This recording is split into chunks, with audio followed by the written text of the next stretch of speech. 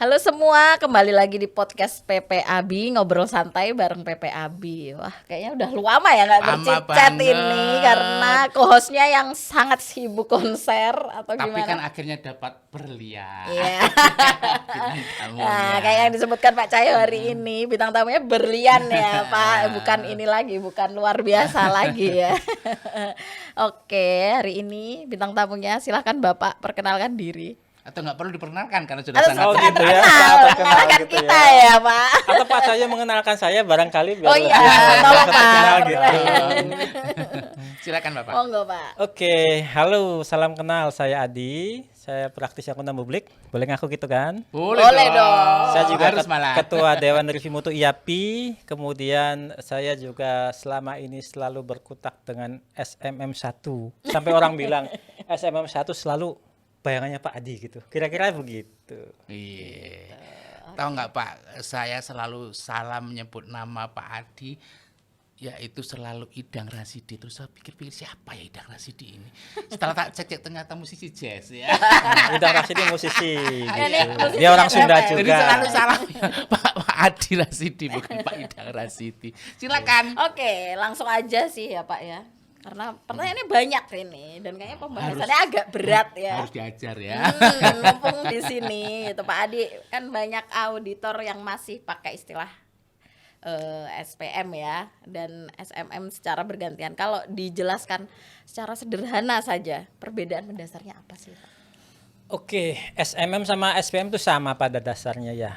Jadi kan tiap KAP itu harus punya sistem manajemen mutu. Oke.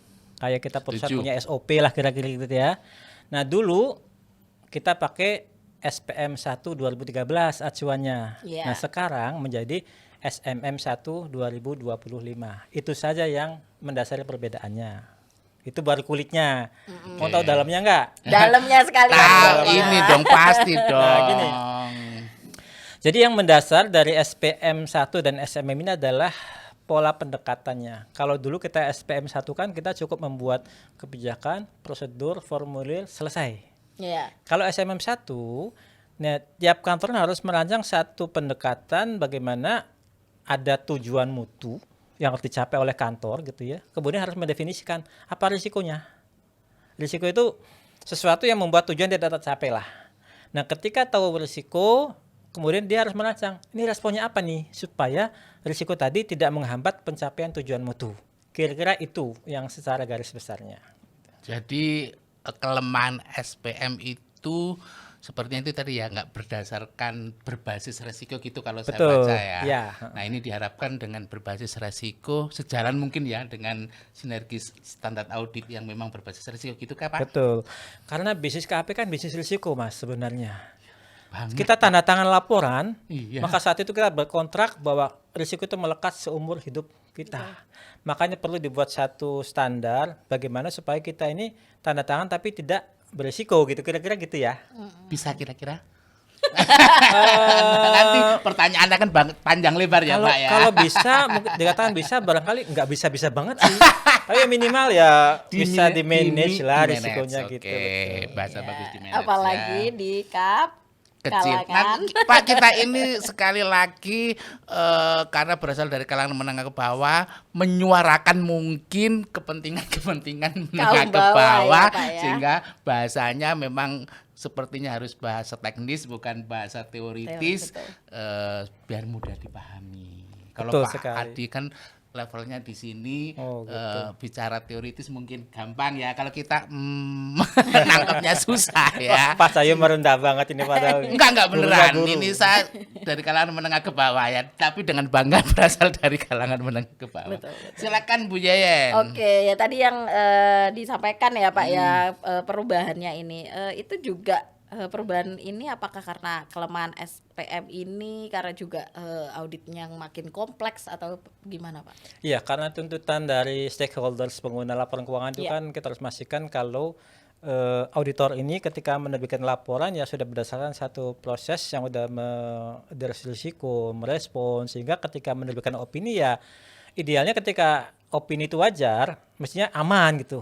Kenapa faktanya kadang-kadang opininya wajar tapi tetap aja ada kasus misalnya. Padahal kalau dipikir-pikir opini wajar nggak menjamin kalau nggak ada masalah ya. Kan kita auditor itu kan hanya datang belakangan ngelihat setelah di ujung, kita nggak pernah ikutan dari awal. Betul. Sehingga kalau nggak kedeteksi ya nggak salah-salah amat gitu. Makanya itu di prevent, dicegah dengan adanya satu standar yang auditor tolong dong tiap langkah pertimbangan risk base-nya apa, responnya apa, supaya nanti kalaupun masih ada risiko bisa diminimalisir paling nggak, kalau nggak dihilangkan gitu ya. Gitu kira-kira Pak Yen.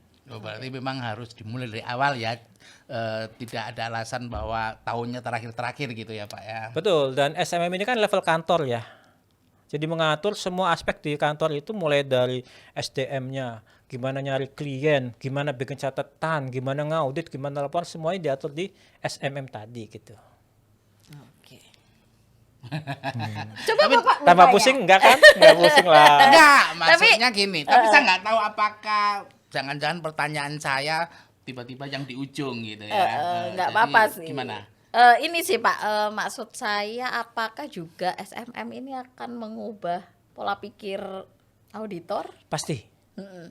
Karena di SMM ini kan ada 8 komponen. Iya. Salah satunya adalah perumusan risiko atau penetapan risiko. Sehingga dari setiap komponen tadi, KAP harus menakar ini tujuannya, ini risikonya apa, responnya apa.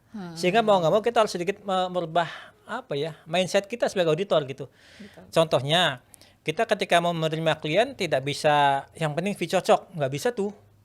Kadang kita gitu ya.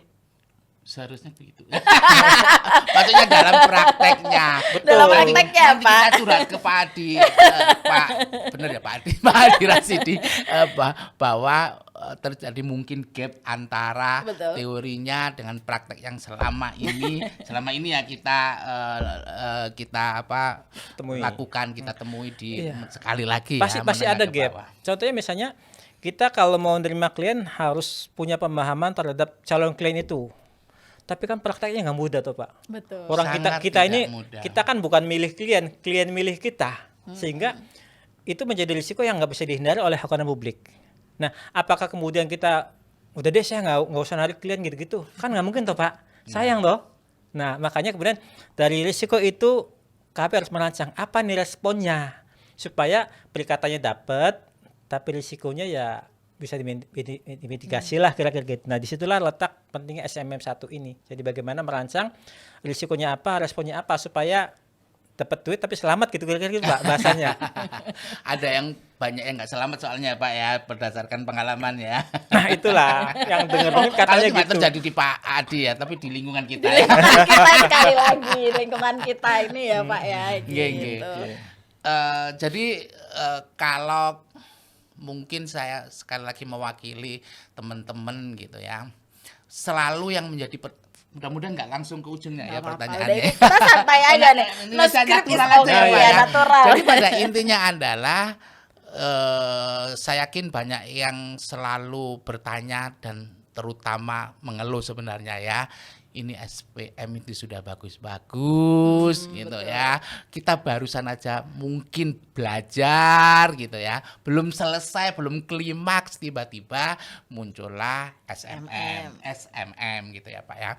Nah, dari desainnya kan pasti udah bagus nih. Desainnya itu udah pasti bagus karena ada sekali lagi saya suka dengan yang berbasis resiko tadi itu ya. Sama ada kalau nggak salah 2 poin pertama itu yang membedakan ya. Yep. Sama apa tadi aku lupa ya. Pemantauan dan remediasi. Ya,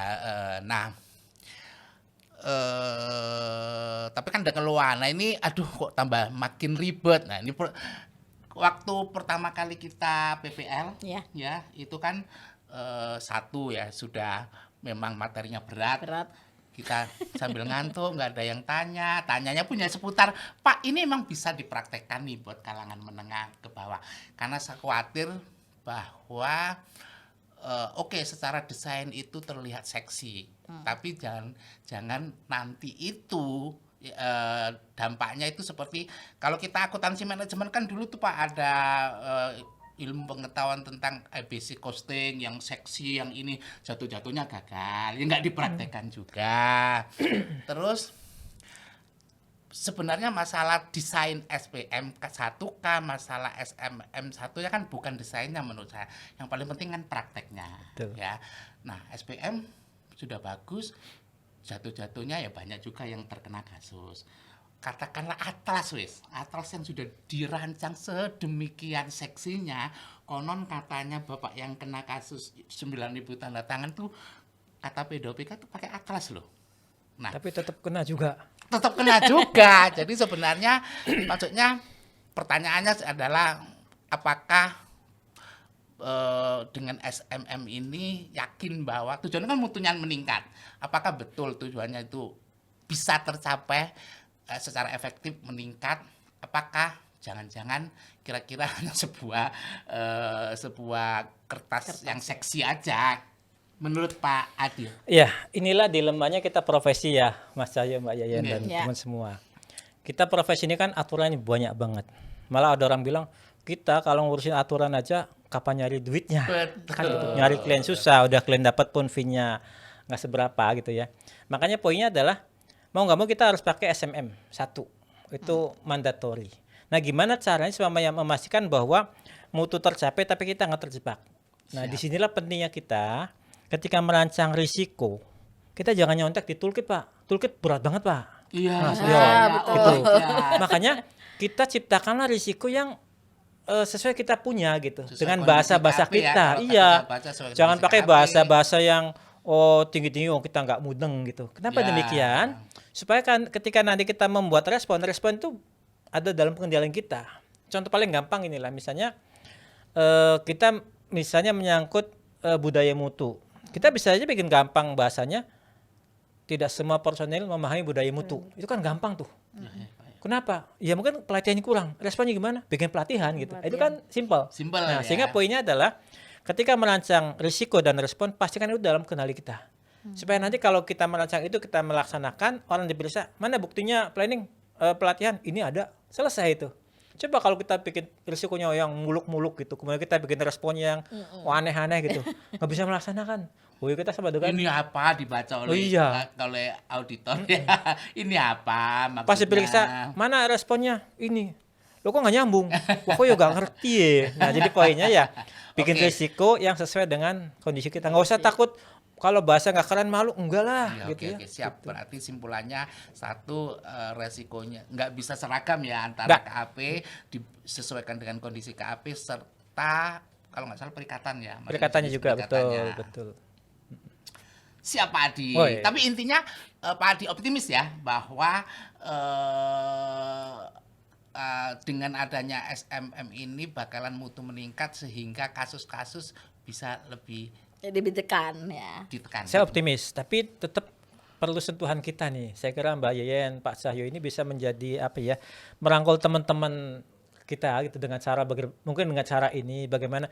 Ayo kita patuh pada SMM atau seperti ini, itu bagus. Jadi kita bisa bikin ya satu momen-momen tertentu yang membuat orang mengingatkan gitu ya. Jangan sampai gitu ya, udah kadung diperiksa nanti ternyata belum siap gitu ya. Siap. Kira-kira gitu.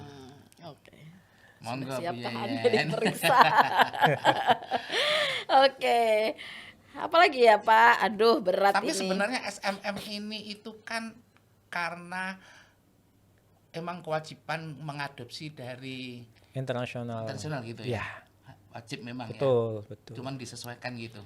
Ya, gitu. Berarti di sono juga sebenarnya ada masalah ya sehingga akhirnya merubah dari SBM menjadi SM berarti di sana Bisa dijalankan. Betul. oke. Dan tidak mudah juga. Dan pasti Jadi ya, jangan Pak. berpikir kalau cup besar malah mudah, malah tambah susah. Kenapa? Karena requirement dari Iya, induknya lebih kompleks. lebih panjang Iya, ya. gitu. Untung kita yang kecil-kecil ini lah, Pak. Kita Kecil, maksudnya. kecil tapi seksi Kita gitu maksudnya loh. bukan Pak Ardi. Iya, kita berdua ini. Oke. ya, Ini siap. sekarang kita nyerempet dikit ke Dewan Review Mutu ya. Waduh, Pak, ya. waduh. Ini Hati-hati paling nih menarik kalau ngomongnya. nih. Gimana gitu? Iya, dari perspektif DRM ya ini Pak, perbedaan apa sih yang kira-kira nanti akan langsung terlihat saat mereview KAP yang mindset apa berubah dari SPM ke SMM gitu Pak? Oke, yang pasti pertama kita lihat apakah isi SMM-nya sesuai dengan sistematika yang ada atau enggak, belum gitu ya.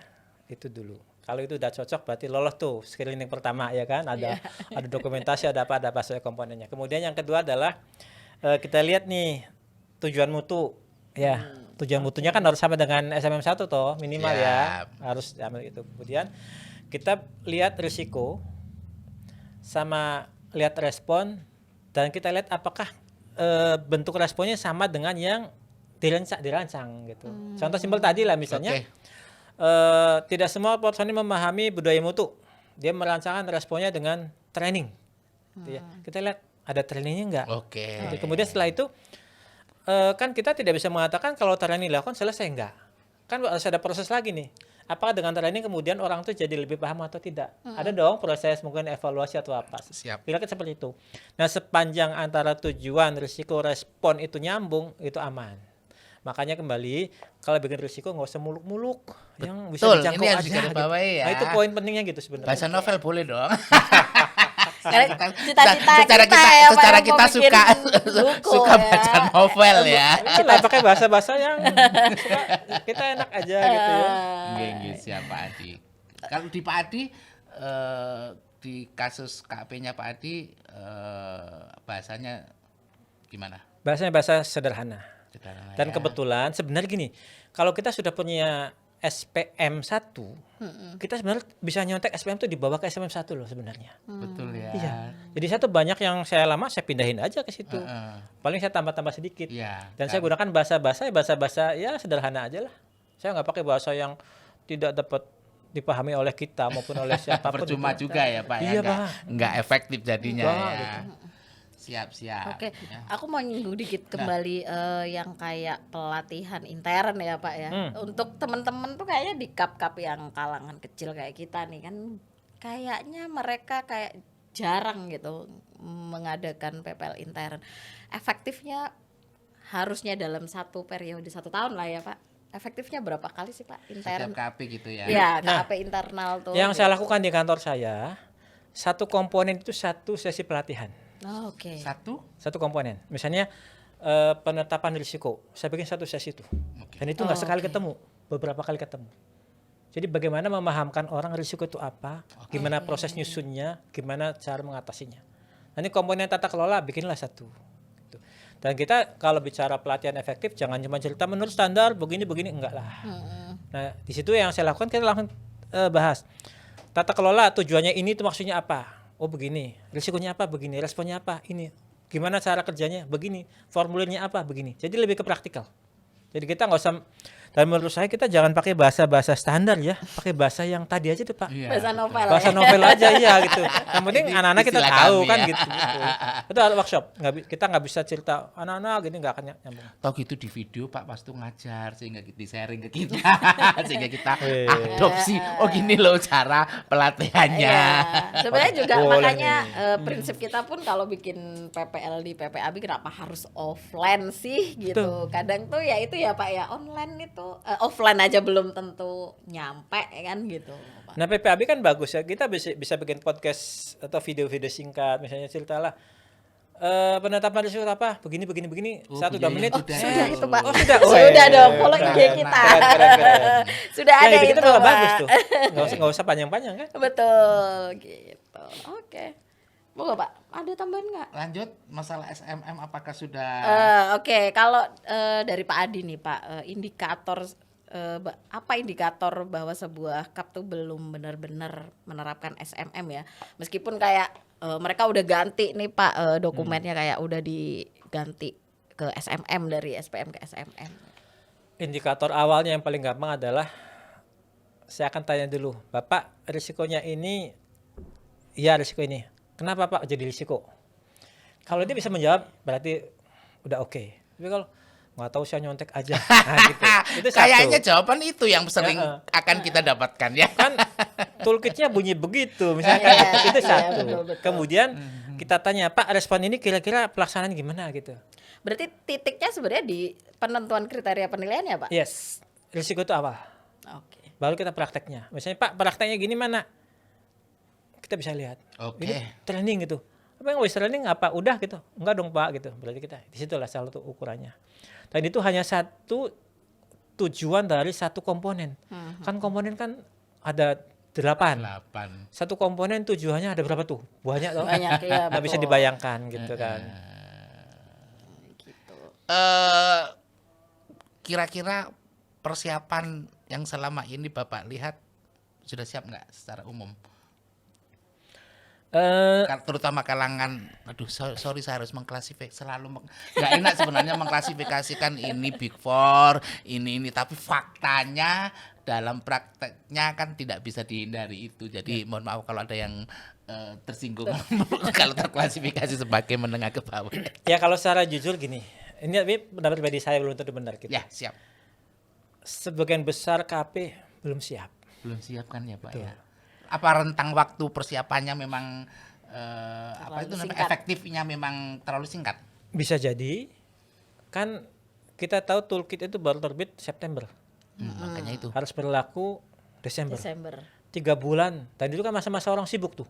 Betul. Buru-buru mikir SPM, SMM yang Ini penting mencari nyari duit lagi dulu. mencari duit nih, lagi mencari gimana gajinya bisa dibayar. Nah, itu faktor pertama. Yang kedua, jujur ya, tidak semua KAP ini concern pada penataan internal gitu. Iya. Kenapa begitu? Nyari klien susah kok ya. Nah, Betul, itu fakta lah saya kira ya. Sehingga kalaupun misalnya sekarang pada ribut, Pak SMM ini gimana? Ini lapornya udah tanggal 31 gimana? Ya wajar gitu. Nah, sehingga Bisa dimaklumi ya. dimaklumi. Sehingga perlu ada proses pembelajaran yang terus-menerus gitu. Maksudnya gini, 31 Januari upload oke, tapi harus ada proses nih. Februari, Maret tetap bagaimana membuat orang ini lebih pede dengan SMM-nya gitu. Makanya saya selalu bilang Bapak Ibu, kalau misalnya sekarang belum sempurna ya nggak apa-apa deh, bikin dulu, upload dulu nanti, tapi habis itu tolong ya dilihat lagi satu-satu gitu kan. Kemudian direvisi, upload lagi gitu.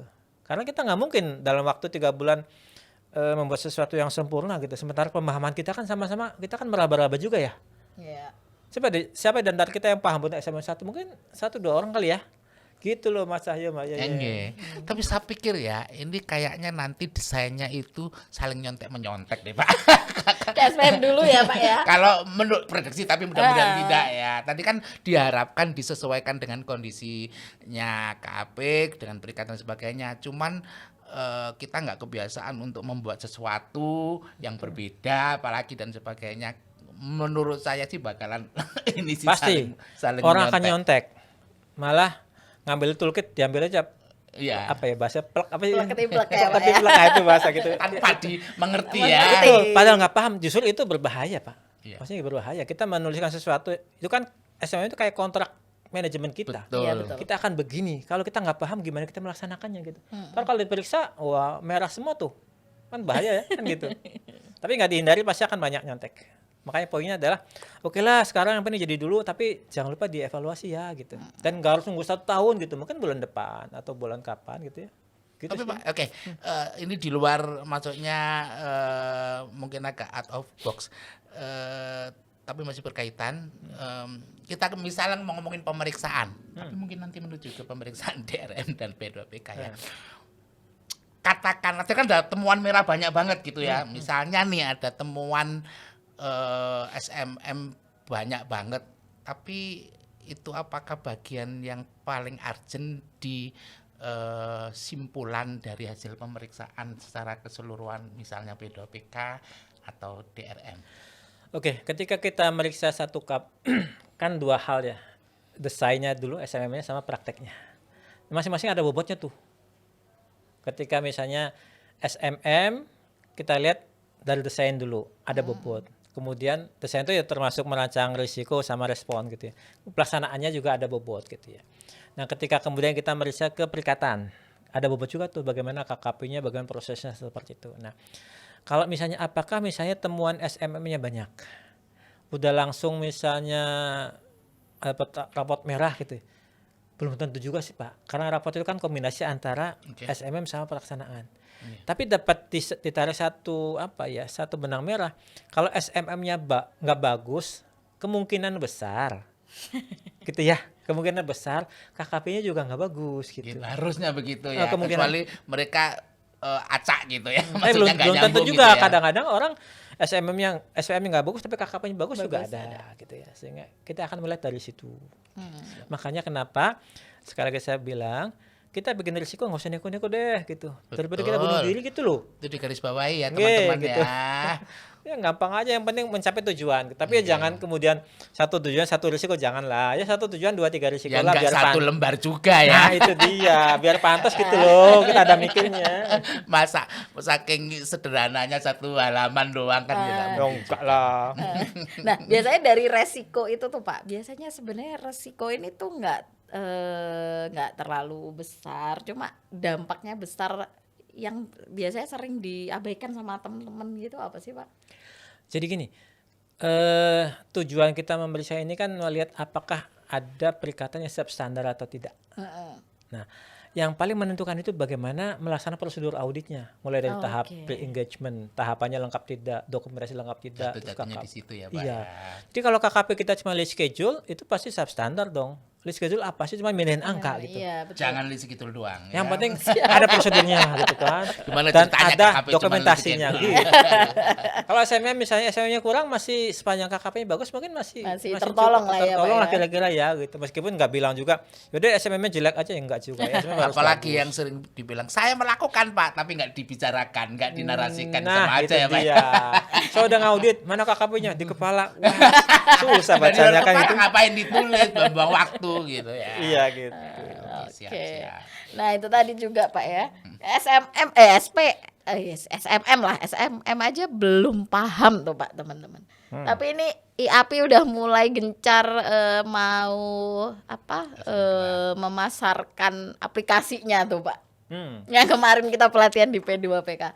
Apakah aplikasi ini emang se-urgent itu atau gimana sih Pak? Jadi sebenarnya gini, aplikasi dibuat untuk memudahkan kita praktisi gitu ya. Karena bayangin misalnya kan setiap respon yang kita lakukan itu kan harus didokumentasikan. Kalau kita bikin manual bisa sih tiap KKP ada satu owner gitu ya. Cuman dengan ada aplikasi kan jadi mudah masuk diupload niatnya seperti itu. Cuman ya memang tidak mudah juga sih ya.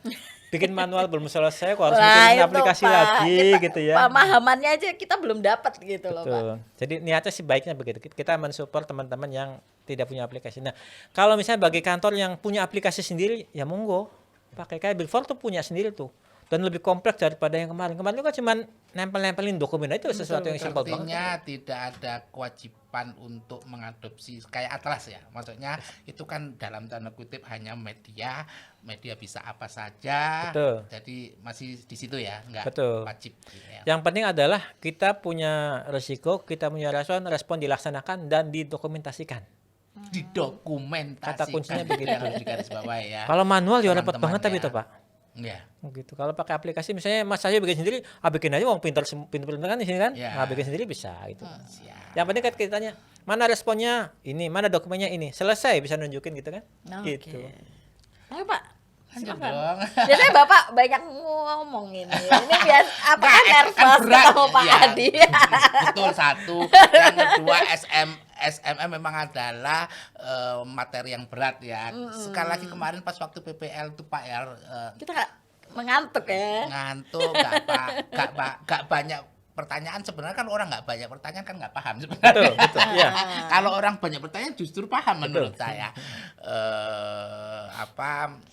Dan itu tadi mungkin ada yang ala itu cuma sekedar di Formalitas atas ya. kertas, yang penting prosedurnya jalan. Mungkin ada juga yang Berpendapat berpikiran begitu. seperti itu. Jadi tapi ya intinya kita berharap memang dengan merubah menjadi SMM nggak sia-sia gitu ya Pak ya usahanya, sehingga kasus-kasus makin bisa Minimalisir Kurangi lah gitu lah, ya. Kan kita udah iya. usaha keras tuh, udah bikin SMM dari bulan September berapa bulan yuk. Iya, luar biasa orang-orang ini ya sampai memikirkan itu gitu ya. Kalau kita ngikut ya. Bapak ngikut nggak? Ngikutlah. Kualitas penting ya Pak ya. Oke. Meskipun ada banyak pertanyaan tentang mendefinisikan kualitas itu, gak apa-apa nih sambil jual di luar, Oh, iya, di luar iya. ini Di ya, luar biar ini ya. agak rame. Jadi sebenarnya saya kadang dalam tanda kutip antipati dengan kualitas audit gitu ya. Jadi ketika orang kan selalu dibicarakan kita harus auditnya berkualitas supaya klien puas. kok saya jadi mikir, "Hah, kualitas audit klien puas, yang ada sebaliknya loh." Yang ada sebaliknya loh. Jadi saya selalu menekankan bahwa memang betul bahwa kualitas berpengaruh terhadap kepuasan klien, tapi terbalik, semakin berkualitas kayak saya sombong ya, maksudnya nggak berkualitas tapi ngomong berkualitas ya. Jadi maksudnya ya gampangannya kalau rewel Pak, nanti kita ngomongin kalangan menengah bawah lagi ya. Betul. Kalau saya termasuk salah satu yang rewel ya nggak banyak klien lah Pak, maksudnya dijauhi apa jangan ke Pak Cahyo rewel gitu. Jadi saya agak kadang-kadang ketika membicarakan ada diskusi kualitas, loh nggak merasa kebalik kita bahwa semakin tinggi kualitas kita yang direpresentasikan dengan KKP yang seksi ya semakin dijauhi loh. Ini sekali lagi kalangan menang ke bawah ya Pak. Karena klien nggak butuh itu. Kenapa? Klien kan nggak butuh itu. Makanya itu. Jadi di luar kita pengen memang berkualitas, ya sebenarnya di prakteknya perlu dipertanyakan definisi kualitas. Nah, ini ada kata yang nanti perlu kita pecahkan sama-sama, mungkin next kali ya. Antara mutu sama kualitas. Beda ya? Beda. Oke. Tapi jangan sekarang. Oke. Berarti next nanti ada lagi.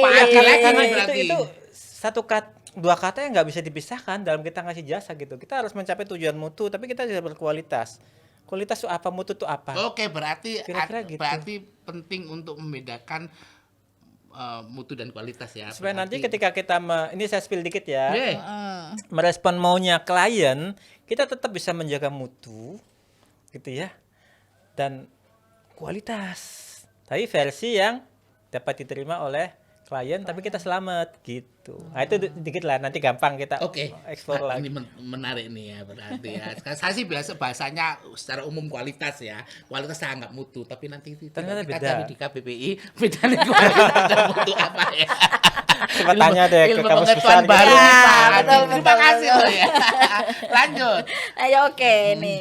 Waduh, nganunya bahasanya tinggi banget hari ini ya. Itu dibaca Takut agak salah ini ya. Inanya Pak Adi dan kawan-kawan yang mengerti. Benar.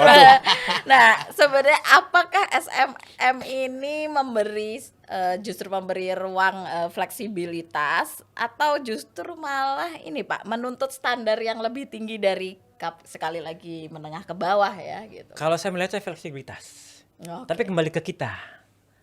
Makanya definisi fleksibilitas yang kamu tanyakan. Tunggu Pak Adi biar ya, fleksibilitas dulu deh, boleh, monggo yang enggak Pak Adi dulu aja dulu. Jadi fleksibilitasnya di mana? Yang tadi saya bilang ketika kita merancang risiko, merancang respon, ya sesuai kita gitu. Jadi kita fleksibel, kita nggak harus misalnya Pak Cahyo karena kapnya hebat, risikonya begini, Mbak Yayan hebat lagi gimana? Ya nggak bisa nyontek dong. Saya nggak mau, saya maunya di pinggiran aja ya boleh toh gitu. Nah, seperti itu. Fleksibel sebenarnya. Fleksibel lah ya. Nah itu yang sebenarnya kayak banyak pertanyaan akhir beberapa hari ini dari teman-teman kayak bisa nggak nyontek atau apa punya ini karena memang mereka belum paham ya itu tadi bahwa ini sebenarnya fleksibilitas iya. Nggak bisa nyontek soalnya beda. Nah kapnya beda-beda. Nyontek anak bodoh kan gitu kata lagunya. Apa kalau nyontek pintar tapi. Kata lagunya Agnes Monica waktu masih kecil. Denger lagunya Agnes Monica waktu masih kecil ya ada tuh liriknya yang nyontek gitu anak bodoh. Oh, gitu. Ya nyontek harus cerdas lah. Padahal nyontek kan cerdas ya Pak ya. Iya gitu. Karena banyak pertanyaan tuh ada ininya belum kayak gitu loh Pak karena mana contohnya gitu ya mana contohnya tapi yang mungkin buat inspirasi lah ya oke bawa nomor 13 silahkan dibaca apa nomor 13 waduh dalam SMS peran pantas biasanya Pak Cahyo tuh banyak ngomong Pak ini kayaknya nervous ini kata Pak Adi tapi ini bukannya sudah ditanyakan ya dalam belum dalam SMM saya cuma baca ya Pak dalam SMM peran partner sangat ditekankan ya Pak ada kepemimpinan di SPM juga Pak sama juga sama ya. Menurut Pak Adi apa yang paling berubah dari ekspektasi terhadap partner dibanding era SPM lama nah ini kembali kepada SMM 1 ini kan berbasis risiko ya. Sehingga yang paling berpengaruh adalah bagaimana managing partner atau partner cup ini merancang atau menakar risiko di kantornya, gitu ya. Jadi kita sebagai managing partner atau partner harus paham betul nih kantor kita kayak apa, risikonya gimana, cara ngeresponnya gimana, kita sumber daya kita seperti apa gitu. Nah disitulah makanya salah satu di komponen kepemimpinan itu bagaimana pemimpin rekan itu bisa mendeliver nilai-nilai yang dianut itu ke semua pihak, sehingga kita nggak bisa pokoknya saya maunya gini gitu, bisa nggak bisa terserah kalian, nggak, itu harus terkomunikasi dengan baik. Ini kita punya nilai begini nih, nilainya begini, caranya begini, ayo sama-sama kita pahami, sama-sama itu kita komitmen dan segala macam seperti itu, gitu Pak. Oke. Aduh, tadi mau gara-gara terpana dengan Pak Adi. Wih. Lupa aku tadi pertanyaannya mau apa ya. Apa itu? Oh, Pak, berarti ini memang dituntut untuk partner itu terus mereview, ada mencari feedbacknya dan sebagainya gitu ya Pak ya. Betul, SMM ini dinamis. Artinya kita bisa jadi sekarang punya SMM, minggu depan kita harus merubah, bisa. Ketika ada perubahan risiko. Contoh misalnya gini, Mas Sawi biasanya main di pinggiran lah ya, misalnya maaf nih gitu kan, KP perusahaan yang private, tiba-tiba dapat tugas suruh ngaudit bank. Bank kan perusahaannya beda, risiko beda, sehingga mau nggak mau SMM-nya harus direvisi tuh. Ada tambahan risiko. Risiko kenapa? Risiko karena jenis perikatan. Nah itulah SMM 1 itu dinamis. Makanya di sini peranan managing partner menjadi sangat penting untuk kata Pak Sayu tadi, seperti selalu mengevaluasi, melihat, mengupgrade supaya benar-benar cocok sama ini. Nggak bisa dibikin di kotak-kotak SMM untuk perikatan ini, SMM untuk perikatan ini, itu bisa nggak kira-kira? Dalam konteks SMM-nya nggak bisa. Semua itu harus masuk gitu. Adapun nanti ketika kita misalnya contoh nanti SMM 2 nih, ini juga menarik tapi mungkin jangan sekarang ya. Jangan dong. SMM 2 nih. Masih berat Pak SMM 1. Itu kan yang sesimpel itu kan ini. khusus untuk perikatan entitas yang punya akuntabilitas publik. Ya, maksud saya begitu, gitu kan. Kita harus punya pedomannya tuh berbasis SMM 2. Itu di luar SMM 1. Siap. Jadi sangat memungkinkan kita misalnya di SMM-nya secara global mengatur, tapi untuk case tertentu kita perlu bikin juga atau pedoman, juknis apa dalam rangka menunjang pencapaian mutu tadi gitu Pak.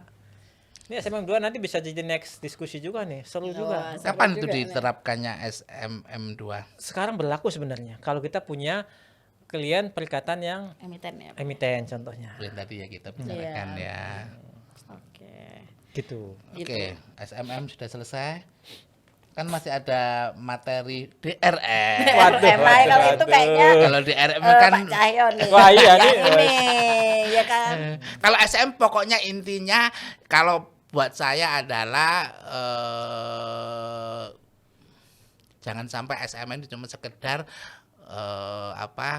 tulisan yang seksi tapi nggak terpraktekkan.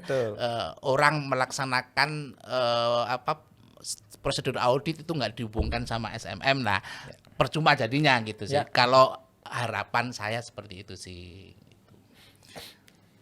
Oke, kita menuju mana? DRM, silakan. DRM Pak. Mari kita main. Tanya pada diri sendiri nih. Tanya pada diri sendiri. DRM, Pak Adi sampai jam berapa emang? Oh bebas. Bebas. Sampai pagi. Sampai subuh. Pak Adi kiprahnya di DRM dong, diceritain mulai kapan dan iya, saya tuh jadi anggota DRM udah 2 periode. 2 periode Nah, ya. ini yang ketiga nih. Setelah 2 periode ketiga malah. ini ketiga. Makanya disuruh jadi ketua. Kenapa? Karena udah tua. Tapi tak lihat setelah dekat kok aku lebih tua ya. Kan beda tingkat kebahagiaannya. Iya, silakan. Iya, jadi udah 3 periode sekarang jadi ketua gitu. Kenapa? Enggak ada yang lain. Tapi kenapa milih, kan kalau jadi pengurus kan mesti boleh memilih bagian ini. Pak Adi menetapkan diri nggak ingin pindah loh, berarti kalau sampai 3 periode berarti PW, berarti ada yang pas sangat menarik buat Pak Adi. Iya, gini, kita harus sadar profesi AP kan profesi sangat mulia gitu ya. Oh iya. Ada undang-undangnya kan. Ya, Sama kita muda dulu akuntabel itu sosok yang sangat dihormati, luar gitu kan, biasa. Sementara pada prakteknya banyak kita yang tidak sadar kalau kita ini terhormat, kalau kita ini mulia, sehingga kadang-kadang prakteknya ya agak kalau saya boleh bahasa kasar agak sembarangan gitu ya, mungkin bahasa kasar banget. Ini sembarangan dalam artian tidak komplain pada standar aturan yang ujungnya adalah merusak profesi itu. Nah, kenapa DRM? DRM kan nanti masuk ke KPKP gitu ya. Kita bisa mengevaluasi mereka, kita juga bisa membina harapannya gitu. Teman-teman profesi ini tersadar bahwa ini kita tuh punya tanggung jawab yang sangat besar loh. Jadi ayolah kita sama-sama comply pada aturan standar, dan itu saya kira lebih pas masuk DRM gitu ya. Oke, saya tuh baru menyadari bahwa ada DRM ini, saking kacaunya berarti kita ya. Kita taunya P2PK aja P2PK gitu aja ya. ya, Pak, ya. Nah, saya baru ditawari Pak Gideon, Pak jadi istilah ad hoc ya. Oh, ada ya. Nah, ini kira-kira kebacut saya dan kawan-kawan atau kurang tadi duduk aja lah ya. Kurang sosialisasi DRM ini ke kita-kita. Iya, jadi memang sebenarnya DRM itu keberadaannya adalah memberikan pembinaan kepada anggota supaya kalau diperiksa regulator Nah, itu betul. aman, Tidak kira-kira fatal gitu. ya, Pak, Ya, ya. enggak ini gitu. Cuman faktanya ya pertama DRM sendiri sumber daya terbatas gitu ya. Kemudian sosialisasi juga mungkin kurang. Waktu itu ya. Ya dulu gitu kan ya. Kemudian akhirnya ya udah kita menjalankan review ya ya boleh dibilang semampunya kita, hanya berapa sampel gitu ya. Makanya tahun ini mulai periode ini kita coba rubah mindsetnya gitu. Pertama kita menambah sampel gitu ya, harapannya bisa memberi manfaat lebih banyak. Dan kita juga punya program bersama bagaimana membina teman-teman kita yang terutama yang seksi kayak kita inilah, yang kecil-kecil lucu-lucu gitu ya. Kita ada pembinaan seperti itu rencananya. Jadi Iya, nanti iya. DRM akan Bagus. call bersama KSMP, KAA gitu untuk ayo kita datang ke kantor-kantor, kita tanya apa masalahnya, apa butuhnya, kita coba cari solusi gitu sehingga DRM ini bisa benar-benar memberikan apa solusi kali ya. Jadi orang karena gini, ketika DRM datang tidak sedikit KAP yang jadi sakit gitu Pak. Tiba-tiba. Yo, Oh, ada ya penyakit ada, mendadak ya. ada itu. Nggak Saya- cuma dangdut yang mendadak. ya ada gitu karena Mendadak orang sakit. menganggap DRM itu serem gitu, padahal enggak. Kita tuh niatnya membina, makanya ini kita coba sedikit rubah pendekatannya gitu ya. Kita coba mendekati teman-teman AP lah, terutama yang butuh. Kalau AP besar mungkin enggak lah ya, yang lebih ke bawah gini gitu. Kalau gitu apa perbedaan? Ini pasti pertanyaan banyak teman-teman juga sih Pak ya. Jadi sebenarnya apa perbedaannya DRM dengan P2PK? Apakah itu bukan dualisme jadinya, tumpang tindika? Ya itu ya pertanyaan yang sering kali ditanyakan Iya, betul. teman-teman.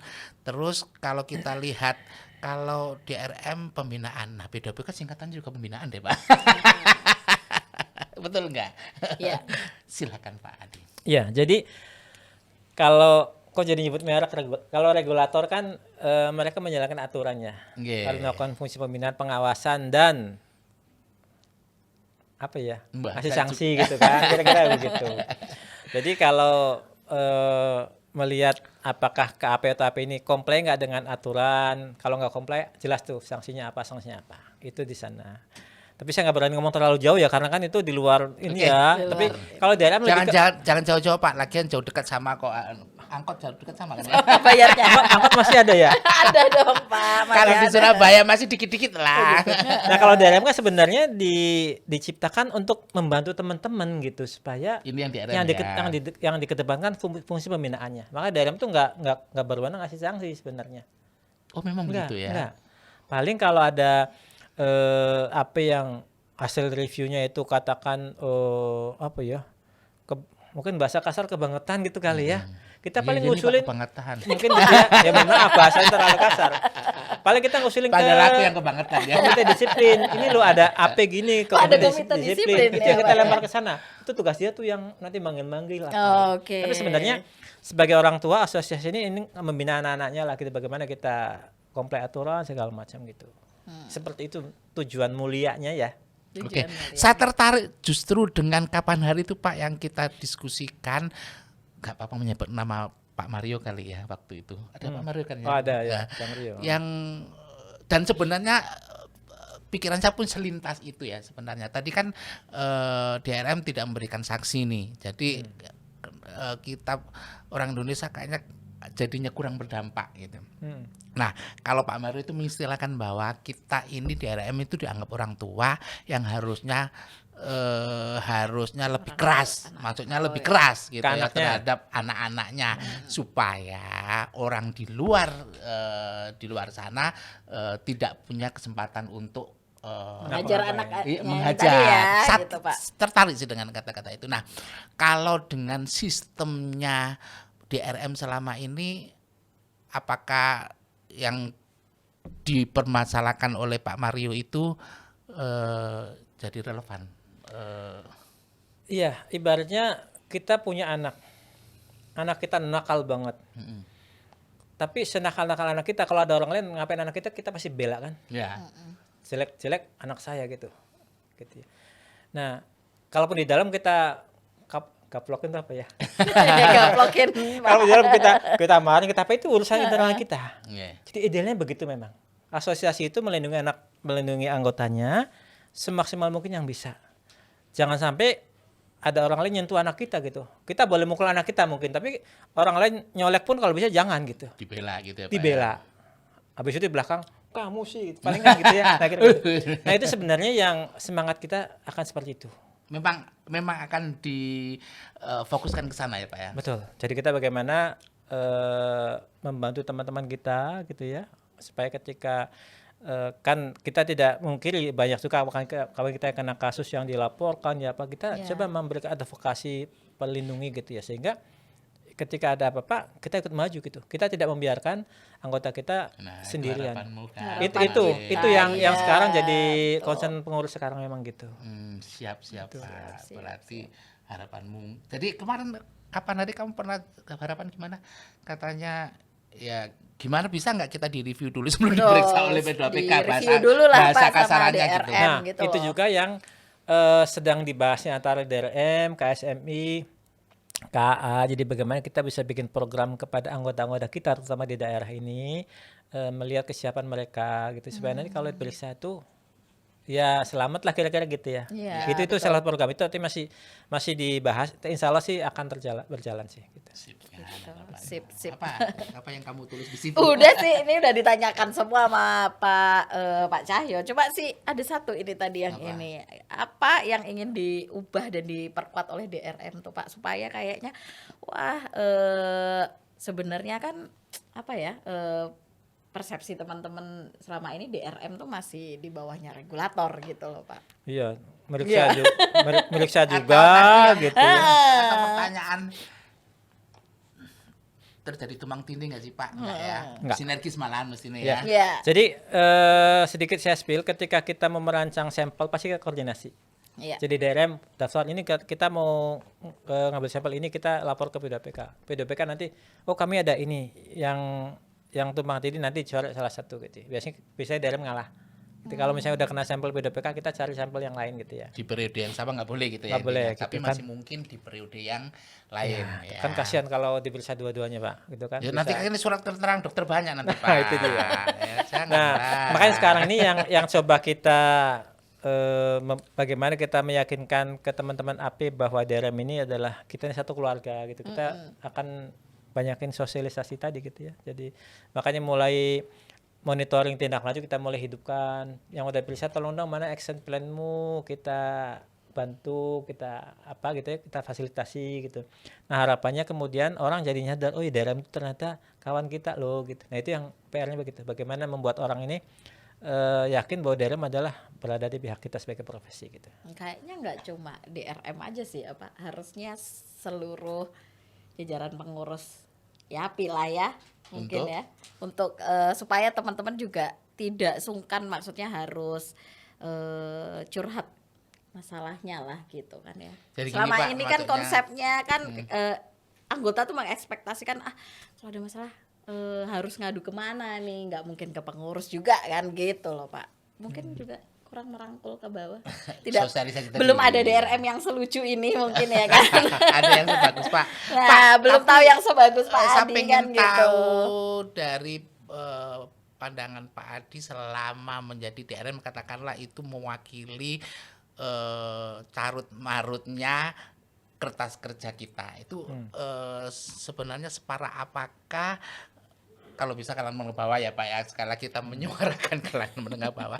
Sebenarnya kalau secara umum KKP-nya teman-teman kita yang kalangan menengah bawah ini, kalau rujukannya kan SA ya. Oh ya, nanti kita ngomongin SA lagi. SA yang harusnya berlevel-level ya. Ini kan cuma satu level gitu ya. Nah itu antara teori yang bagus banget itu tadi, seksi banget, sama prakteknya di lapangan separah apakah apa ya? sehingga potensi untuk kena sanksi itu besar selama ini. Oke, kalau dari pengalaman gitu ya, banyak kita ini yang bikin KKP, kalau menurut saya tuh nggak paham KKP. Ya, berarti ini satu, kan saya pernah bilang Pak ke teman-teman, masalah KKP itu ada dua kemungkinan. Satu, masalah pengetahuan, yang kedua adalah masalah kemauan atau kondisi. Bisa nggak mau karena sudah kebiasaan, Yes. Ya contoh lah Pak, kemarin Bapak saya ini kok minta ini itu, perasaan kemarin KKP yang nggak KKP minta yang kan lalu gitu gitu kan, ya. sudah dibiasakan, atau kadang memang Pak kondisinya nggak memungkinkan ya, karena auditi kita tahu Kecil ya. sendiri ya laporannya seperti itu. Seperti dan apa? gitu sih Pak. Ya itulah, itu memang kita tidak bisa melihat dari satu sisi. Kalau kita mengatakan, oh auditor nggak paham KKP, ya benar tapi nggak sepenuhnya salah juga gitu. Kenapa? Karena banyak klien-klien kita juga yang maaf belum paham tanggung jawab sebagai klien Iya, gitu. contoh CLK lah ya. Iya, CLK kan CLK. akhirnya auditor loh yang bikin Betul. kita loh Pak. Kelihatan seksi banget. Betul. Kok pinter kliennya kita yang bikin. Sehingga kita sering gini, ketika ngaudit, yang penting laporan keuangan jadi dulu, KKP nyusul. Kebanyakan gitu kan. Iya. Sehingga Ya yaudah gimana Akbar yang pengalaman? Hajar aja Pak Akbar Pak. yang penting list schedule dulu. Padahal list schedule kan bukan KKP, itu hanya rekapan. KKP itu kan Iya. sebenarnya bagaimana prosedur dilaksanakan Iya. apa, dan kalau kita udah nerbitin laporan, mau lihat lagi KKP kan males toh Pak. Udah selesai oh ya gitu. Nah ini banyak hal yang orang tuh nggak paham bahwa KKP itu memang ya kita tuh harus KKP dulu baru laporan gitu. Terlepas ya kliennya entah bikin tangga, itu harus kita punya disiasati lah ya. Jadi saya kira gini, mungkin tiap kantor tuh harus memikirkan bagaimana kita tidak bisa menghindari kalau klien yang bikin laporan, nggak bisa menghindari lah ya. Kita mau nggak mau harus, mungkin kalau bahasa ngebantu cocok nggak sih? Takutnya ini ya. Iya. terjadi- Membimbing aja, Pak. Membimbing nggak juga. Kita kan nggak Oh, boleh iya, jadi iya. konsultan. Tapi mungkin bahasa paling gampang ngebantuin lah gitu Ya, ya. gampang lah dengan Makanya- didefinisikan secara umum ya. Yang paling bagus adalah harusnya di KAP itu ada orang yang khusus bantuin bikin laporan keuangan. Oh, Ada khusus ngaudit gitu. Harusnya begitu. Masalah pengetahuan lebih dominan mana? Masalah pengetahuan terkait, kalau pengetahuan kan mari kita PPL kan gitu, Iya, sebenarnya di betul, PPAB betul. lah ya kan Harus gitu kan, itu ya. kita masuk sebagai marketing gitu kan, atau kemauan atau kondisi. Yang saya lihat orang nggak paham bahwa KKP itu memang penting gitu. Jadi orang hanya bikin tahun lalu gitu kok isinya, Betul. hanya nyalin selesai betul, gitu. Ada loh Pak. Banyak sih. Sebagian besar begitu. Iya.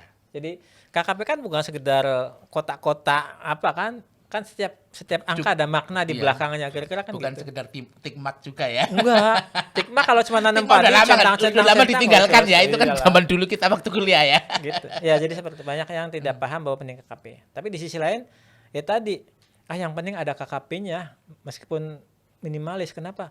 Waktunya mepet, fee-nya nggak apa lucu ya nyebutnya, mungkin namanya. nggak pas-pas banget, tapi harus selesai. Kadang-kadang klien kalau udah ngasih data kan maunya ngasih sekarang, selesai kemarin kan, gitu ya. Nggak. Padahal kan kita bukan Jujur Akbar, gimana? Akbar apa yang setuju ngomong di sini? kita bukan tukang sulap gitu ya. Iya. Atau kita bukan mesin canggih masukin laporan keuangan jadi opini kan, enggak. Gitu. Gitu, Pak. Nah, tapi ada problem. Tapi saya masih yakin bahwa sebenarnya setiap AP itu pasti pengen KKP bagus. Pasti. Saya yakin itu. Cuman ya memang sekali lagi itu untuk kalangan menengah ke bawah lagi. Makanya lahir anaknya Pak Harto biar kaya, nggak main di kalangan menengah ke bawah ya. Lah, ya. Pas pembagian ayat dia males sih Pak. Paling terakhir ya. Oh gitu. Sehingga, nah, tapi gimana ya? Pernah kita bahas ya Pak Nosi ya, bahwa ya apa ini menyiapkan KKP sing ini gimana? Problemnya itu adalah PSAK itu dibikin level-level kan. Ya. Tapi SA nggak dibikin level-level. Makanya ketika Yan bilang, Pak gimana cara ngaudit pakai EP? Lah ngaudit itu nggak ada mau pakai EP mau pakai ini satu standar ya. Maksudnya substansinya sama ya, kalau namanya piutangnya konfirmasi ya pelunasan gitu ya. Nah itu Pak problemnya. Jadi saya aja lah pengalaman yang pengen seseksi mungkin gitu ya, nggak peduli mau perusahaan kecil menengah. Migran loh Pak, saya tonton nih. Migran beneran, migran karena memikirkan betapa susahnya. Jadi misalnya nih contohnya adalah kalau di SA kan hubungan istimewa itu adalah akun yang beresiko signifikan. Nah, ketika beresiko signifikan kan harus dilakukan audit secara intensif. Ya nggak cuma konfirmasi karena pasti cocok. Betul. Ya dicocokkanlah dengan harganya sama nggak dengan pihak ketiga. Celakanya mesti nggak sama. Gitu kan pasti ada prosedur lanjutannya. Belum lagi harus diidentifikasi jurnalnya ini masuk akal atau tidak. Migran loh Pak saya. Ya, jadi maksud saya bukannya AP itu tidak mau menjalankan sesuai dengan SA, cuman dalam kondisi tertentu, batas-batas tertentu itu memang susah untuk terutama menengah ke bawah. Sekali lagi ya, before nggak perlu melihat sudut kita ya. Gitu, ya makanya nanti ini juga yang jadi PR kita, bagaimana kita bisa merancang satu standar audit untuk. Kapan sih Pak? Pak Nosi sudah nunggu-nunggu.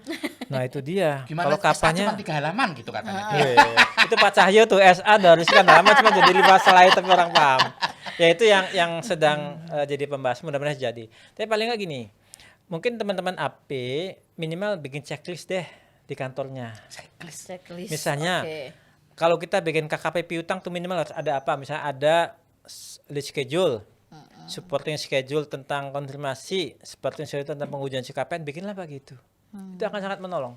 Oke, ada pedomannya gitu. Betul. Ya, minimal gitu. Minimal ya. gitu. Nah. Tinggal kalau nggak ada pengecualian.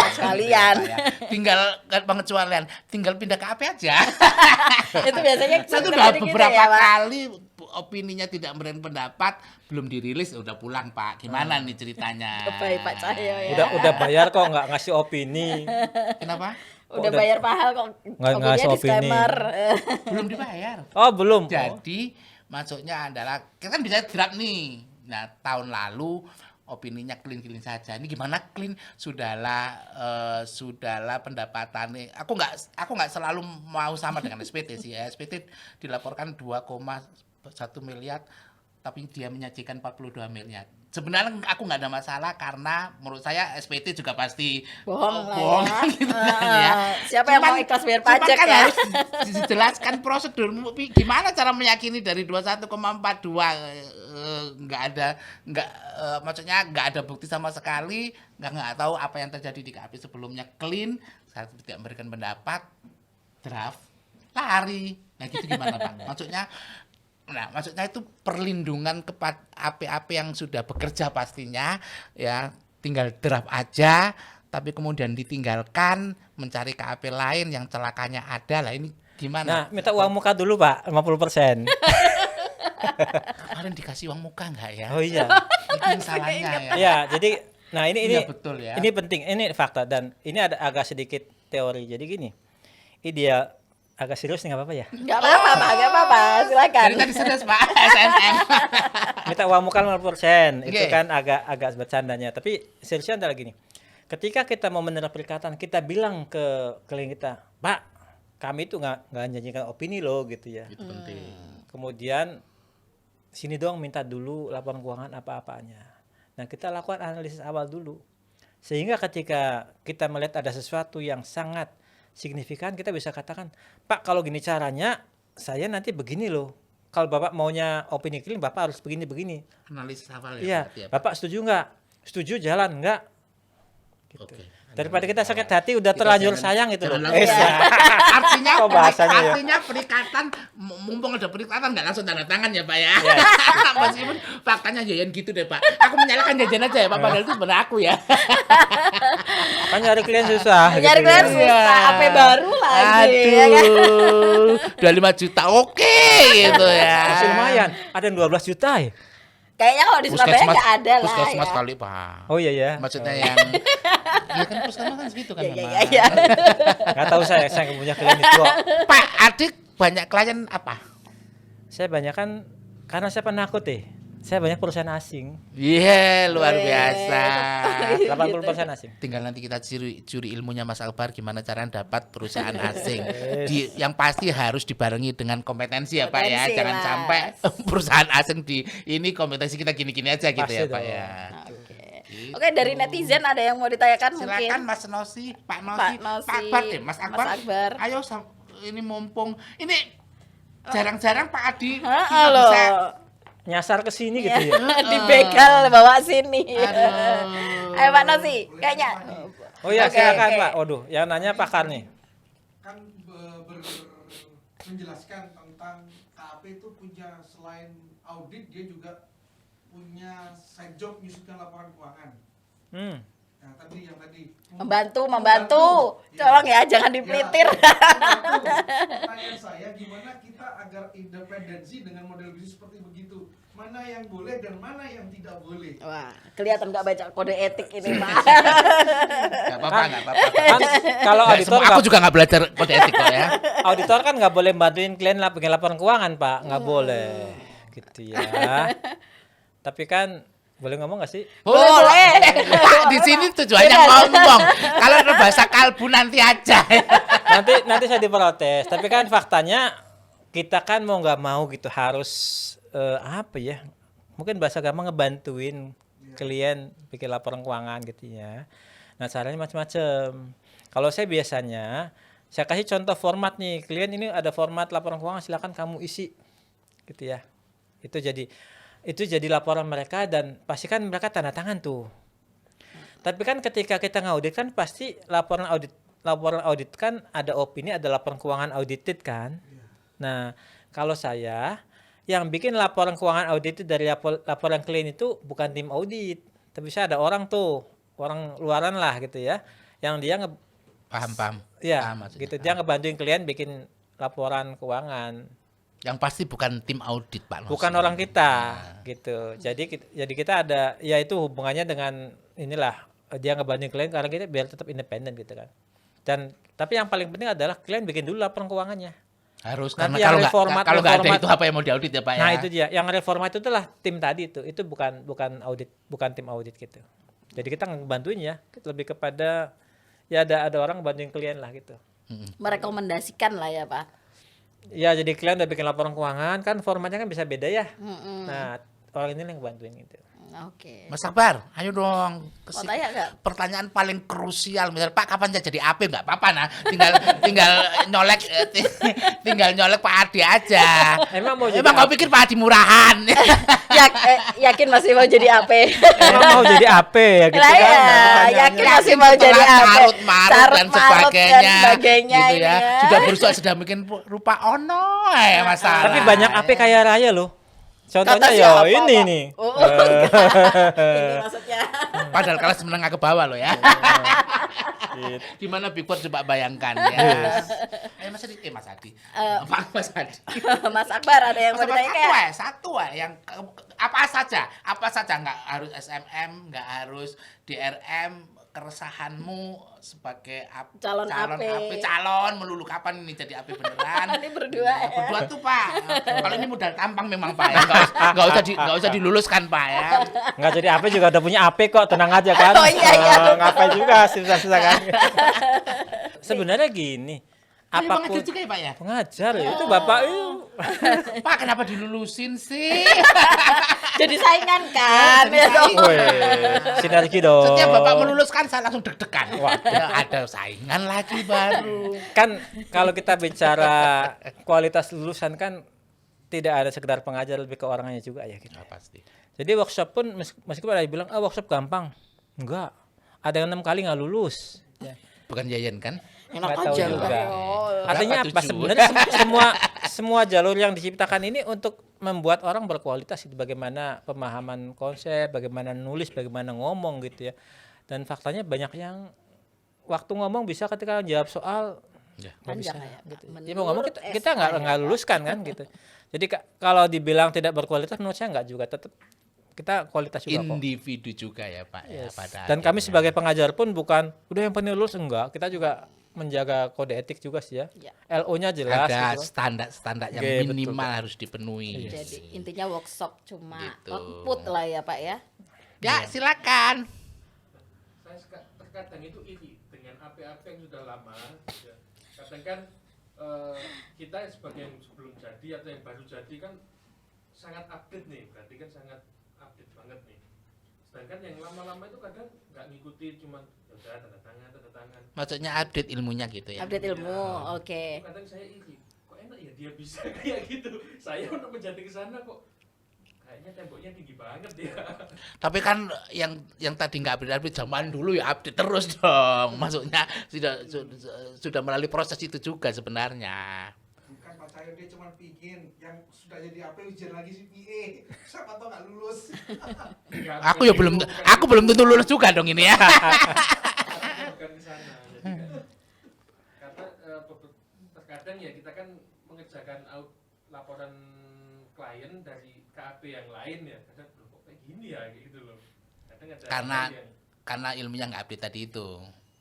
kadang ada hal karena seperti itu, kadang ada yang namanya CLK, ada yang dijelaskan secara detail, ada yang kayak "Nah, ini mana penjelasannya nggak ada kayak gitu kan, karena kan macem-macem kan. Nah, itu yang membuat saya iri. Perasaan saya nggak sepakat ini gitu. Iya, memang kita nggak bisa pungkiri banyak AP yang apa ya, nggak update mungkin, atau kurang aware dengan tanggung jawabnya, ada Aware juga lah sih ya, ya. gitu ya, sehingga kesannya kok laporannya seadanya atau sembarangan gitu ya. Memang Yang ada. banyak yang lucu itu adalah etap tapi kemudian muncul PSAK nomor ini. Ya. Ini kalau itu kan nggak direview kayaknya ya. Nah, ini sebenarnya kembali ke proses internal ya. Jadi kan idealnya kita ngaudit ini ada review berjenjang. Partner tanda tangan nggak cuma teken loh, kita tuh harus paham substansinya kan. Nah, sering kali kadang-kadang tim kita ini tidak memberikan feeding yang tepat buat partner. Pokoknya kadang sodorin Pak tanda tangan besok harus rilis, kan kita karena teken-teken aja. Iya. Nah, Iya, iya. sehingga lebih ke sana sih. Maksudnya jadi PR buat kita adalah bagaimana meyakinkan semua auditor kita ini bahwa kalian ini loh begitu nyodorin tanda tangan tuh sama saja leher partner tuh menggantungkan leher kita kan. Jadi ya tolonglah bantu selamatkan kami gitu. Kita sebagai auditor kan. Nah, itu yang perlu ditekankan. Jadi karena kadang-kadang auditor mengatakan, saya kan mau auditor digaji sebulan 10 juta, misalnya gitu ya. Selesai Pak, ngaudit gede amat, selesai. 10 juta. Oh, kurang Bapak. gede. 10 juta. Bapak daerah mana itu Pak? Kan contoh. Gajinya Mas Kabar 1 juta. Enggak ya? Iya, meyakinkan itu Bapak, kerja kalian ini menyangkut nyawa Kehidupannya partner iya, ya Pak ya. Itu yang perlu ditekankan sih. Sehingga ya kita nggak ngungkiri bahwa mungkin senior kita yang udah sepuh-sepuh barangkali buru-buru belajar ya. Ibaratnya kan gitu. Nah, kita yang muda lah yang mau support kita. Itu Mas Akbar, yang muda yang harus bersemangat. Makanya Nanti semangat kalau tua lulus juga, gitu sama kan. tua juga pasti Kamu juga males nanti. gitu, iya. Ya. Oke, ini penutup deh Pak. Penutup. Penutup. Apa ya pada akhirnya? Karena ngobrol sama Pak Adi kayaknya kurang ya. kurang nih, tuh. kan. Tapi Gitu kan masih ibaratnya. ada lagi next nanti. Oh, ya. next ada Banyak- lagi. Banyak poin-poin Nah, yang tetap harus dijelaskan lebih Dari lanjut ini aja lagi. deh Pak, dari segi DRM kali ya. Apa Tips tuh? supaya teman-teman tuh Oke, kayak sip. siap Pinter. diperiksa dan tidak takut lah ya. Kalau perlu nantang. Aku Woi. periksa. Periksa aku apik gitu. iki. Gitu Pak. Oke, yang pertama harus punya SMM dulu, ya kan pasti. SMM tetap ya Pak ya. SMM-nya risikonya yang memang sesuai dengan kita dan bisa kita atasi. dilaksanakan, didokumentasikan. Jadi nanti kita lihat SMA-nya KAP Mati sama KAP Suhartati Suhartati. kalau sama nyontek Pak ya. Kan nanti belum tentu bisa melaksanakan, beda, kira-kira gitu. Kemudian ketika kita menerima perikatan, ikuti prosedurnya. Misalnya ada penerimaan, ada perencanaan, ikuti semua tahapannya sesuai dengan checklist, ada di atlas, ada gitu kan. Kemudian dokumentasinya. Nah, penting itu Gitu. digarisbawahi dokumentasi. Jadi saya sih berharap tiap KAP ini punya checklist sih ya, checklist kelengkapan KKP. Jadi checklistnya itu checklist Checklist. kelengkapan prosedurnya, mulai dari pre-engagement sampai reporting gitu ya. Reporting, ya, Pak. Kemudian punya checklistnya masing-masing tuh harus ada dokumennya apa, harus ngapain gitu. minimal ya, ada Minimal minimalnya. gitu. Kalau mau nyontek punya saya boleh, tapi jangan di sini. Gimana? Di belakang layar saja. Di belakang nanti. Oke, itu Kira-kira saja, gitu. Pak. Ya. Itu saja. Terima kasih Pak. Sesekali inilah ya P2PK datang lah Pak, ya tapi ke podcast di luar kita. ini ngopi-ngopi lah. Sering-sering. Bapak asli Jakarta kah? Saya tinggal di Tangerang. Enggak, maksudnya bukan Surabaya ya? Oh enggak, saya orang ini nyasar tadi. Nggak bisa ngomong Jawa dong ya. Oh iso sidik-sidik. Ini salahnya kereta. Tapi aku kan sering ke Jakarta. Ah, Mumpung saya belum jadi artis ya, belum jadi komedian, belum jadi ini. Stand up Nanti kita comedy lah ya. sering-sering ketemu Pak. Boleh, boleh, boleh. Apa ngopi-ngopi. Nanti sekali waktu di kantor saya juga boleh. Oh iya, iya. Ya, nah itu tadi sesekali Tadi apa rencananya itu? P2PK datang dong ke podcast kita atau Oh boleh juga tuh ya, bisa DNM kita. tolong Tapi fasilitasi kayaknya gitu. nggak mau gitu loh. Pak. Yo dicoba Duduk bareng dicoba lah, dulu. kopi bareng lah gitu Dicoba Pak. dulu. Lewat DRM Oh, tentunya. Gitu. Ajakin ngobrol Nggak, gitu. karena ya. mungkin regulator mungkin berhati-hati kali ya. Izinnya mungkin juga harus kalau Pak Adi kan emang langsung pisahin. Kalau pernah kita coba ya? Iya, Tapi, pernah kita coba. Tunggu Pak Berjenjang. tapi ternyata sementara nggak bisa ya. Iya ada prosedur yang harus dilewati lah, namanya instansi ya gitu. Mungkin mikirnya ngapain podcast langsung PPL gitu. Mungkin. Panggil aku PPL. Padahal gitu bagus ya, menurut saya juga bagus tuh, memberikan Kayaknya pencerahan butuh kepada kita. kan ya Pak ya, gitu. Tukar pikiran aja sih. Maksudnya apa yang realisasikan yuk. Ah, Di kantor yuk Bapak, realisasikan tuh Pak. supaya aku Boleh yuk, nanti diatur jadwal ya. Oh, Siap, Oke, siap, siap, siap. Saya lihat studionya kosongnya kapan gitu Tapi kan. Pak Ardi lumayan responsif kok di WA. Maksudnya kan kalau orang sangat sibuk kan bisa 3 minggu baru dibalas ya Pak ya. Pak Ardi Saya tuh gini Mas Cahyo, orang belum send saya udah replay. saking Nah responsifnya. itu dia. Oke. Siap-siap Pak Ardi Oke, ya. Wah, hari siap. ini seneng banget. Oke, nanti ditagih lagi ya Pak yang SMM 2 kesini lagi. Siap, ya. siap, Sama siap, dan siap. kualitas dan mutu itu tadi ya. Waduh, Gitu. dicatat ya, kualitas Catat dan itu. mutu. Waduh, Ah, Harus cari contekan Dan mutu dulu nih. ternyata belum tentu sama. Ini ya ilmu pengetahuan baru buat saya ya. Oke. Oke. Sampai di sini obrolan yang luar biasa ini. Jangan lupa apa Pak? Like, share, Waduh, itu komen, nggak paham. subscribe ya kan. Orang gaptek disuruh begitu ya. Subscribe loh Pak Adi udah subscribe loh ini tadi. Oh, Membantu iya. kita cepat kaya Oh, ya kan. gitu ya. Gitu ya. Sampai Ini jumpa. lumayan lama nggak podcast, jadi begitu ada Pak Adi langsung Langsung. ajar Wah, aku langsung gitu. Gas gitu ya. Iya, langsung. Oke, sampai Siap. jumpa lagi di episode selanjutnya. Terima kasih. Terima kasih. Oke, dah. Ketemu lagi nanti. Oke. Oke.